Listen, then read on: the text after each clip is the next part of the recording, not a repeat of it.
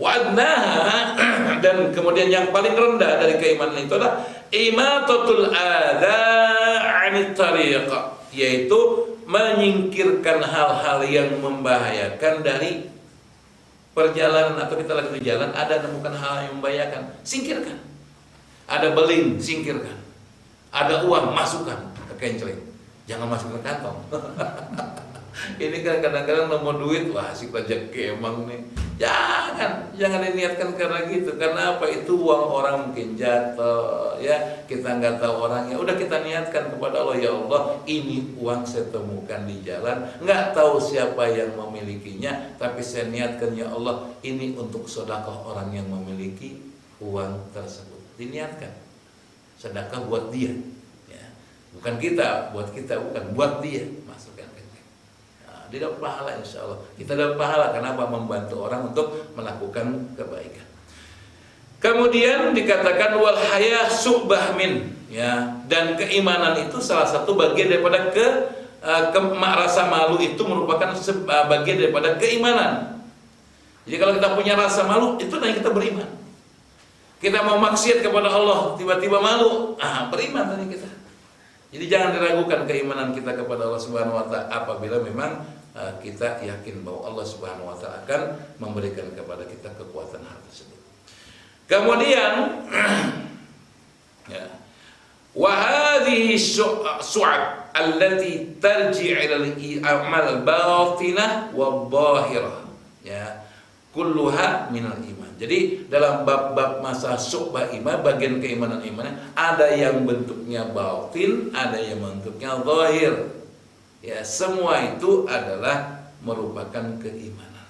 Jadi jangan hanya kita mikir masalah batin aja, masalah hati, masalah qalb, ya. Tapi juga mikirkan juga masalah yang zahir yang kita miliki, ya. Masalah muslimin rahimakumullah. Kemudian dikatakan lagi, ya, wa hadza min adillatis salaf. Nah, ini merupakan salah satu daripada petunjuk salaf, annal iman yazidu wa yanqus, bahwa iman itu bertambah dan berkurang. Wa dzalika bihasabi ulum al-iman. Ya, jadi dasarnya kenapa iman itu bertambah, kenapa iman berkurang itu karena memang berkaitan dengan masalah ilmunya. Makanya Allah Subhanahu wa taala mengajarkan pada kita belajar dulu, belajar sebelum beramal. Karena banyak orang-orang beramal tanpa belajar, kerusakannya lebih besar dibandingkan dengan kemaslahatannya, ya. Kemudian yang selanjutnya, ya, walamma fadala an-nabi bainal mu'minain qawi wa dha'if khasya min man tawahham al-qadh fil mafdul, ya. Nah, ada satu hal yang poin penting lagi, ya, sebagaimana Rasul menjelaskan kepada kita bahwa ada mukmin yang kuat, ada mukmin yang lemah, ya. Tapi jangan sampai kita itu merasa, wah, ini gimana nih? Tadinya saya derajatnya, wah, enggak boleh kayak gitu. Kenapa? Karena Rasul mengatakan wa fi kullin khair. Masing-masing punya kebaikan. Kalau misalkan bahasa kesehatan, al-mu'min qawi, seorang mukmin yang sehat. Ya, orang sehat itu kan kuat, ya. Khair, lebih baik dan cinta daripada Allah daripada mukmin yang lemah. Tetapi pada satu masa orang yang lemah ini lebih baik daripada orang yang kuat ini dalam masalah amal. Ya. Karena kadang-kadang orang yang sakit itu ingat sama Allah lebih kuat dibandingkan orang yang sehat. Ya.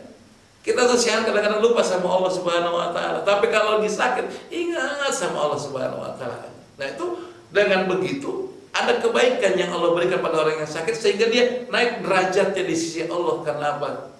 Karena dia dekat kepada Allah, ingat kepada Allah Subhanahu wa taala. Maka jangan merasa bahwa kalau kita kuat lalu kita merasa hebat dibandingkan mukmin yang lemah. Jangan. Tapi juga yang lemah juga jangan merasa, wah, saya mah lemah kalah dengan yang kuat. Enggak. Kenapa? Masing-masing, kata Rasulullah, memiliki kebaikan. Ya. Masing-masing memiliki kebaikan. Sekecil apapun Ini mungkin sebagai penutup. Sekecil apapun keimanan seorang mukmin itu bermanfaat pada dirinya, khususnya ketika dia berada di hari hisab.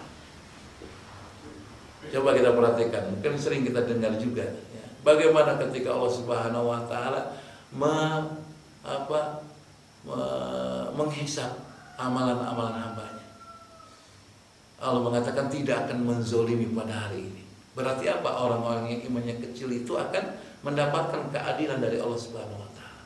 Bahkan dalam sebuah hadis lagi mengatakan, sampai pun kalau orang mukmin itu ya, yang imannya sedikit, mungkin sebiji zarah ya kan, lalu dia terpaksa dimasukkan ke dalam neraka untuk dibersihkan, itu pun bisa tertolong dengan mukmin yang kuat karena keimanan yang ada.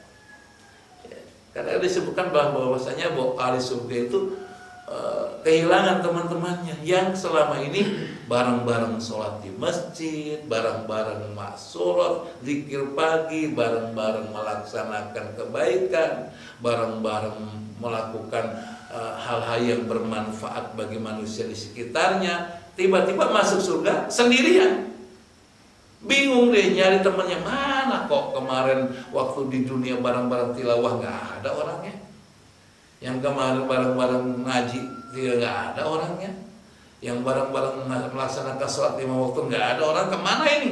Nanya sama Allah. Kata Allah di neraka. Kata ahli surga ini, ya Allah, saya pengen kumpul dengan mereka ya Allah. Saya ingin mereka masuk surga bersama saya ya Allah, karena mereka sholat bareng sama saya juga ya Allah, ngaji bareng sama saya juga ya Allah. Pokoknya masalah hanya menemani loh ya, hanya menemani. Masalah kemudian dia paham gak paham ketika ngaji, dia datang ke tempat ini baca Quran bareng-bareng, paham gak masalah. Yang penting adalah dia melaksanakan amal kebaikan bersama-sama, itu manfaatnya luar biasa. Maka dipanggil semua teman-temannya yang ketika di dunia bareng-bareng ngaji. Maka nanti nih ya, jamaah di sini ya, kalau yang ada duluan masuk surga, jangan mengatakan ustaz duluan kali ini masuk surga. Belum tentu ya. Bisa jadi ya, Pak siapa ya, semuanya insya Allah masuk duluan. Loh, mana ustazku ya, yang ketika dia bertanya pada Allah, dia ngajarin saya masuk surga ini karena amalan tersebut yang ngajarin, mana tuh di neraka. Ya Allah ya, ada kejadian kayak begitu. Bahkan hadisnya jelas sekali sahih.